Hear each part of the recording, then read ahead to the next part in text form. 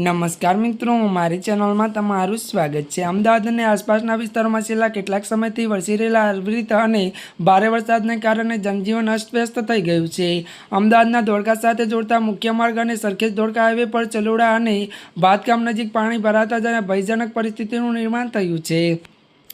ત્યારે વાહન ચાલકોને સુરક્ષાને ધ્યાનમાં રાખીને બાંધકામ વિભાગ દ્વારા 27 જુલાઈ 2025ના રોજ સત્તાવાર રીતે આ રસ્તાને નાના વાહનો માટે ત્યારે સંપૂર્ણ બંધ કરવાની જાહેરાત કરવામાં આવી છે। ધોળકા નાયબ કાર્યપાલ ત્યારે જનરલ બાંધકામ પેઢ દ્વારા ત્યારે મિત્રો જારી કરેલા સત્તાવાર પરિપત્ર મુજબ ત્યારે સરખેજ ધોળકા હાઈવે પર પાણી ભારે ભરાવો થયો છે।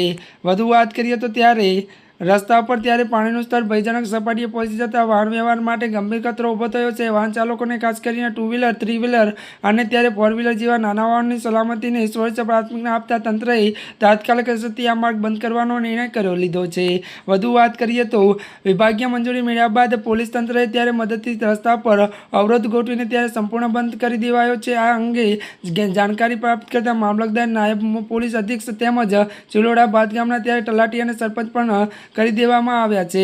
ત્યારે મિત્રો આજના માટે આટલું જ। અમારી ચેનલમાં નવા હોય તો અમારી ચેનલને લાઇક, શેર અને સબસ્ક્રાઈબ કરી દેજો। ધન્યવાદ।